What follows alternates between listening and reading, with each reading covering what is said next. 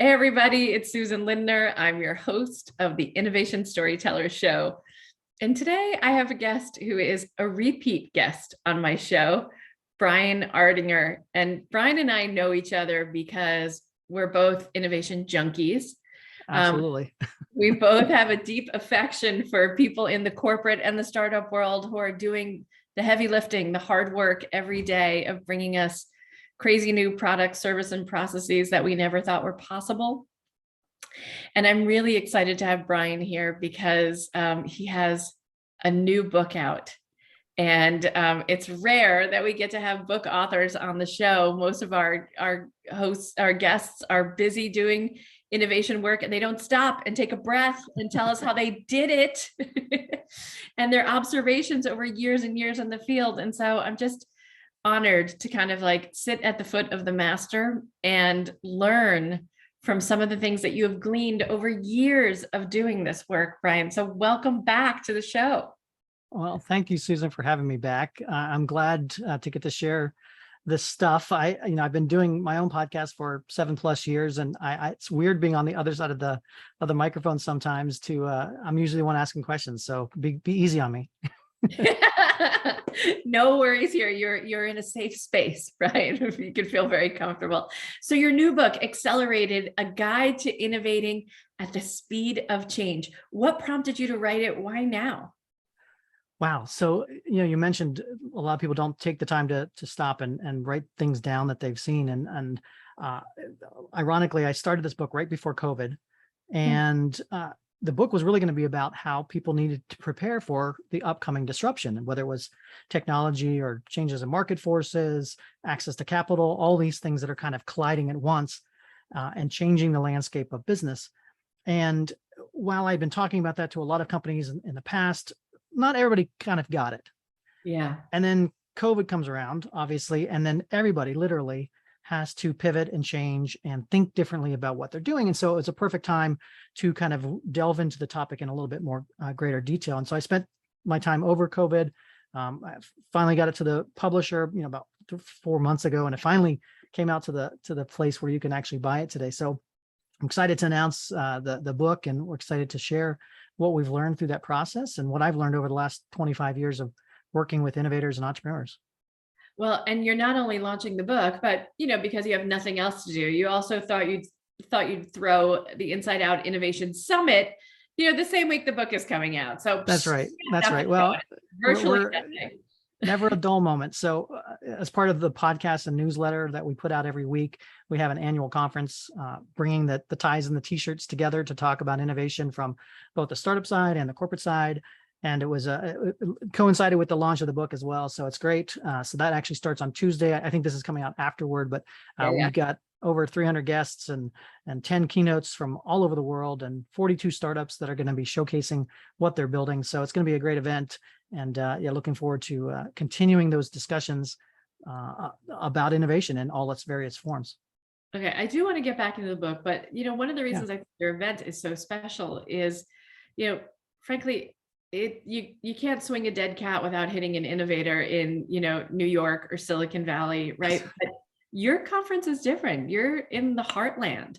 Can you just talk a little bit about innovating in a place that isn't? It's not to say you're not innovating in the Midwest, certainly, but isn't known for that per se. I think that's a great point, because my thesis and what I've seen is innovation can happen anywhere. And a lot of times it takes those collisions of different groups to see that it's actually happening. So the purpose of the conference really was to bring together those people that are talking about innovation and then that are doing it. And it's a great way to show both sides of it. So we bring in speakers from all over the world, experts in innovation from different fields, and bring them to Nebraska. And then show them what's going on from our side, and they get to share what they're seeing from the tech coasts on that. So it's a great collaboration. It's a great opportunity to build those connections, because I firmly believe that innovation happens a lot through collaboration and through those collisions. And so what better way to have that is to bring people together and actually showcase what's going on both sides.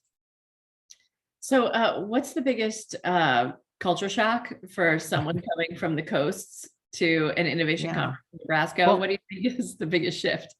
I think, well, there's a couple different things. One, most people have never been here, or if they have, they've driven through on their way from California or New York. Uh-huh. But I think the biggest surprise for most folks is that there are amazing innovators here in the Silicon Prairie or the Great Plains or whatever you want to call it. And I think there's sometimes slightly different types of innovation here. Unlike the coasts where a startup, for example, can run into a VC every other day at coffee. The access to capital and that is a little bit different here. And so you have to build actual businesses. You have to find customers earlier sometimes in that particular process.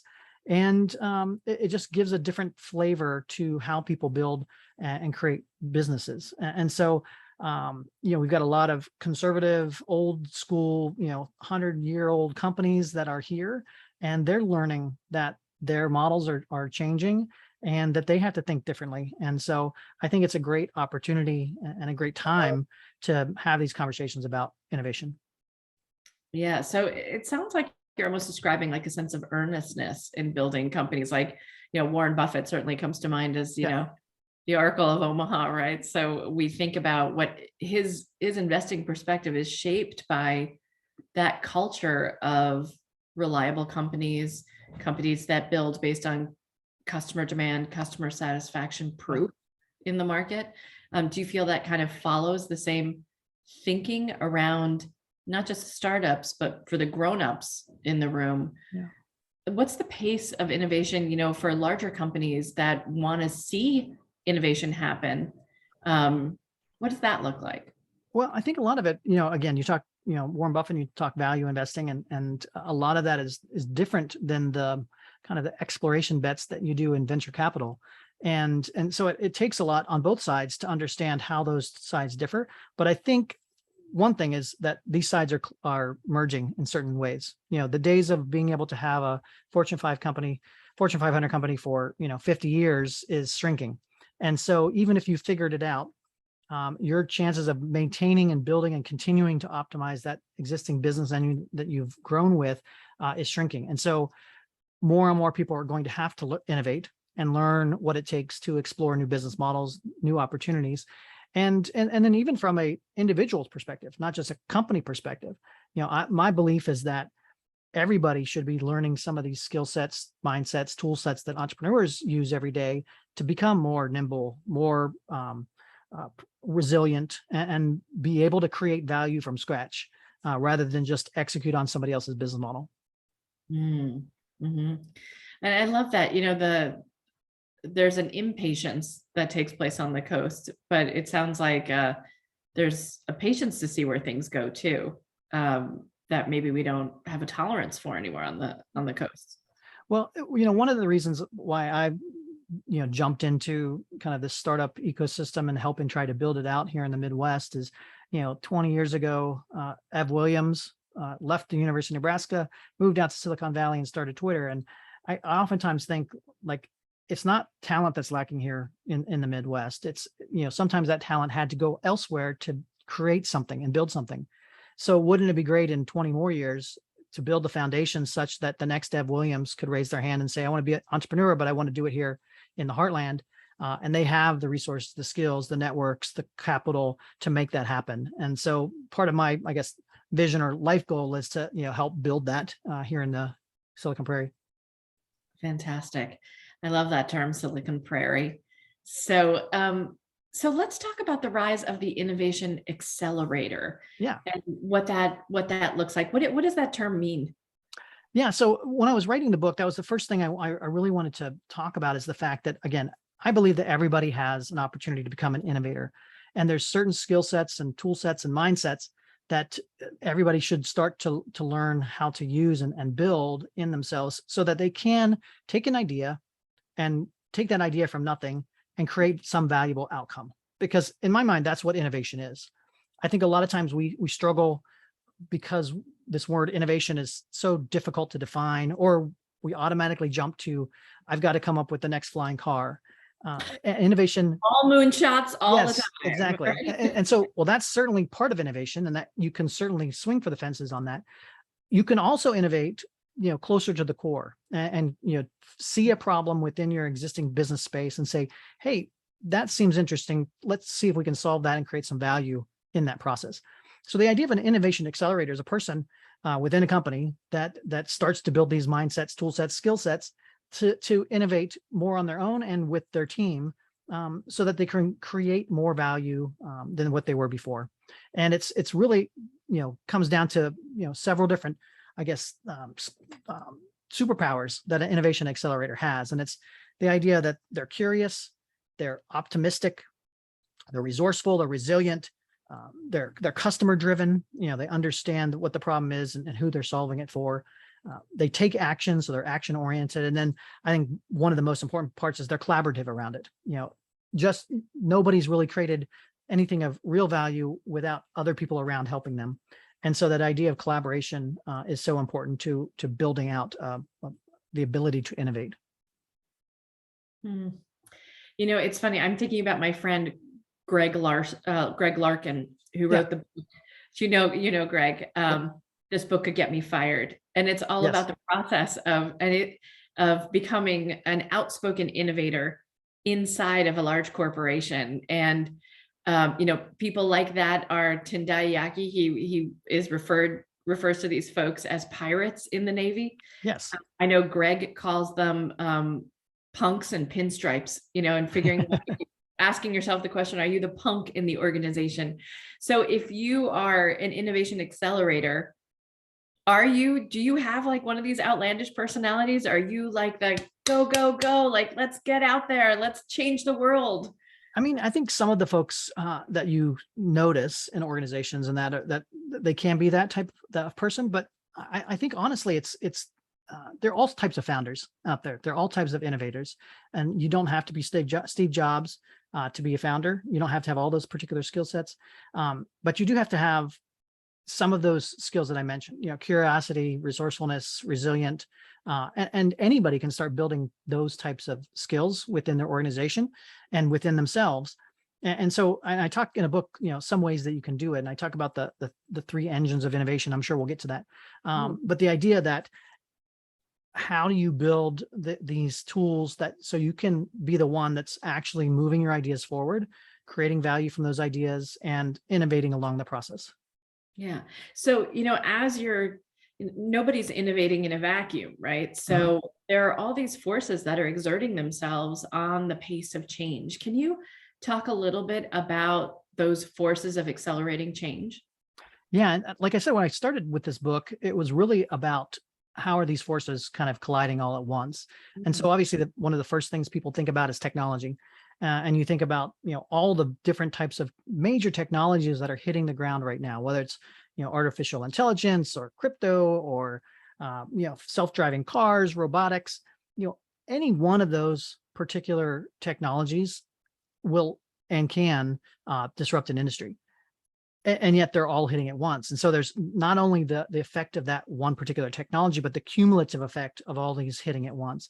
And so technology is a major driver. What technology is also doing is providing access to new tools and new ways for the everyday person to create and build and grow things faster than ever before. If you think about it, you have probably an iPhone in your pocket right now. 30 years ago, if you had all that power that you have in your pocket right now, that would have cost you probably $50,000 or $60,000 worth of stuff. Not to mention the fact that it was the processing power of a Cray supercomputer, which would have cost you millions of dollars. And so literally everybody is walking around with a supercomputer in their pocket, access to all knowledge in the world, and the tools and the skills that if they take action on that, they potentially could have an opportunity to create something of real value. And so that's what I want to kind of encourage. And from a hope perspective is like, while we're all being disrupted and we all feel that angst of change, we have the power in our pockets to make things happen. And I want to encourage people to test and build that particular muscle, because I think it's one of the muscles that isn't used very often. Yeah. In my line of work in innovation storytelling, we find that sometimes the mention of the word change, disruption, innovation, Yeah. we know neurologically that this induces a cortisol reaction in the body. It actually produces a stress hormone in the body. Yes. So we ask people to embrace this thing that their body is actively fighting against.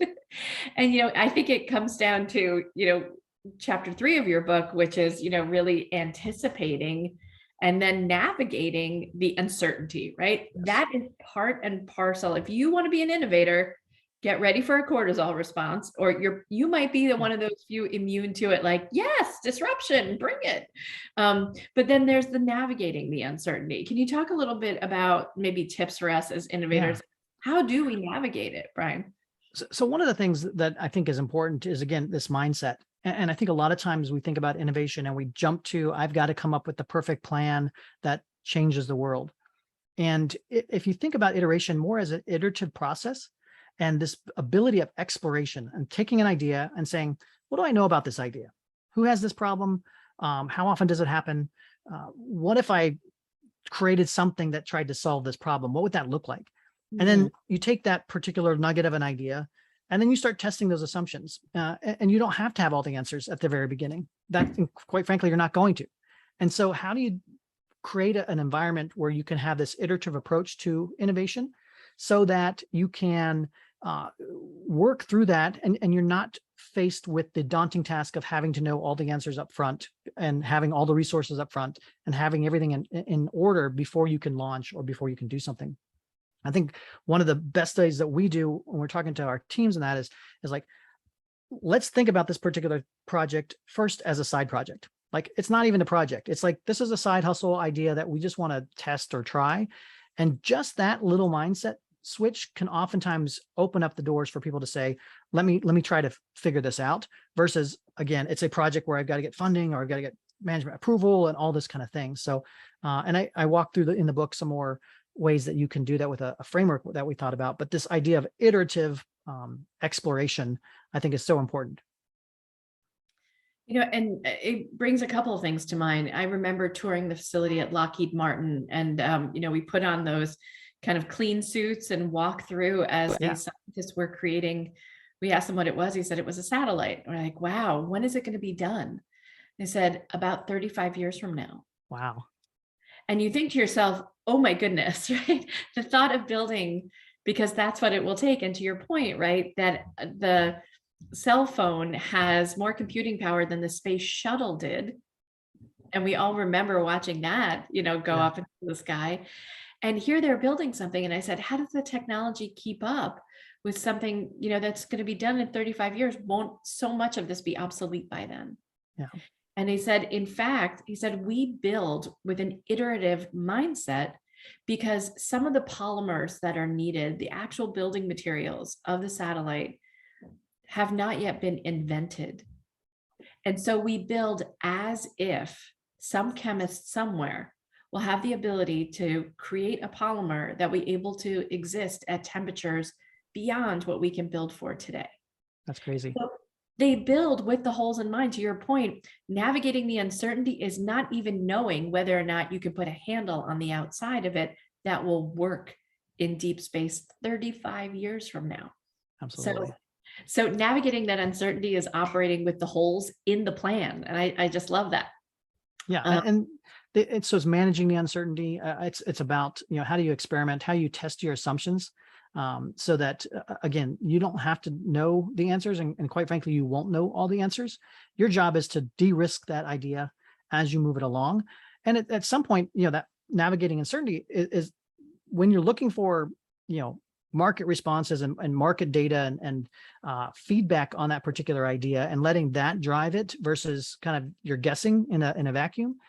It can open up so many different opportunities for you to actually move the idea forward, or just as important sometimes is to kill the idea and say, hey, this is not the right time for this, or this is something that we could be spending our dollars and resources on something else that might get us there faster. So having the ability to say, after a certain amount of time or resource, saying, this is not something we want to pursue. There are hundreds of more ideas out here that we can explore. Let's take the next one off the shelf and go through this particular process. Yeah. So, you mentioned in the book three different kinds of engines, right, that are driving this process. Yeah. There's the exploration engine, the engagement engine, and the experimentation engine. Can you walk us through those Yeah. concepts and how we should think about it? Yeah. So to accelerate your innovation process, I think these are kind of the three engines that you have to get moving. And the exploration really is about how do you collect those ideas? How do you fix your mind and to think differently, to bring in different types of data, to collaborate differently, and really to explore and collect ideas. Because the more ideas that you collect, the more likely you're going to be able to weed through some of those and figure out ones that could actually create some value in the process.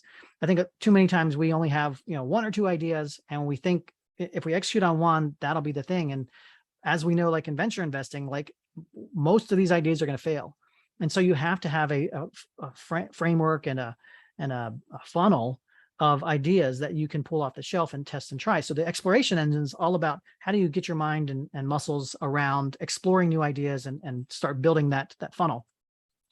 Once you have some ideas, then you got to do something with those ideas. So the engagement engine's about how do you start testing those assumptions and seeing which ideas may have some value or not.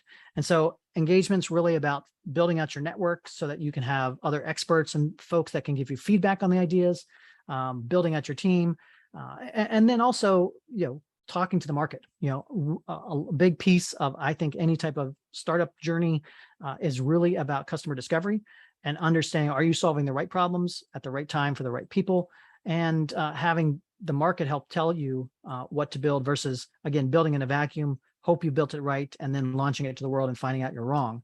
And so the engagement engine is about, what do you do after you take your ideas, you start engaging with that idea and engaging with people to get the feedback.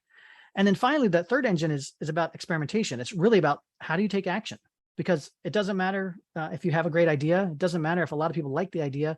If you don't actually execute on it, you don't actually experiment to move it forward, you're never going to create value. So the three engines kind of interact together, as you're exploring and finding new ideas, as you're getting feedback from the marketplace, and then as you're actually running experiments and taking action, that will feed further exploration. It will feed further engagement, and it will feed further actions that you have to take to move that idea down the path. Mm. Yeah, so critical, right? Because this thing isn't going to drive itself, right? You really need to have that oomph and that momentum to keep things going. Well, Brian, I'm so grateful that you could join us today. And I'm curious, what do you think is the big takeaway from the book that you want all of us reading it to really think about, and more importantly, to do after we've read it?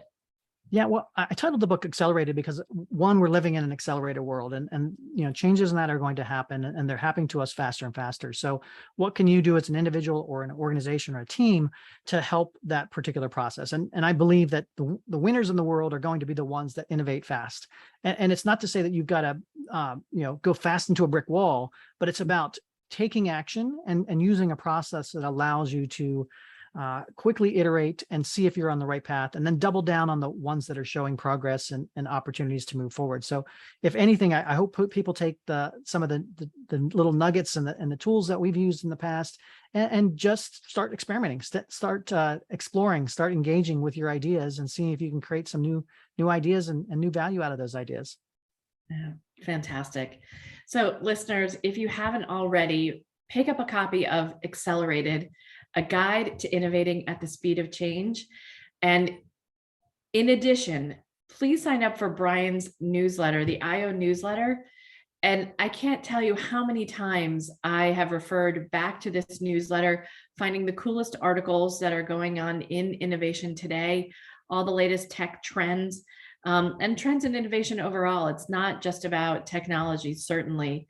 And lastly, if you don't have the opportunity this year, because you'll be hearing this after it's passed, take a look at Brian's incredible summit. It's for people of every coast and non-coast to come to, because great ideas are being shared here.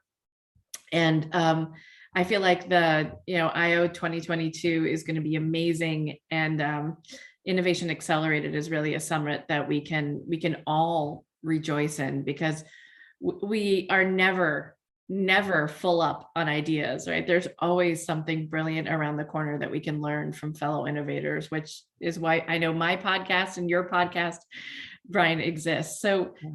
thank you so much for coming on the show today. Well, thank you, Susan, for having me. I love to share insights in that. Feel free to ping me anytime. I'm on Twitter at Ardinger. You can go to see more about the book at ardinger.com is the website.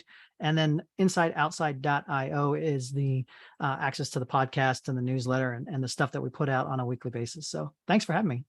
Thank you so much for joining me, Brian.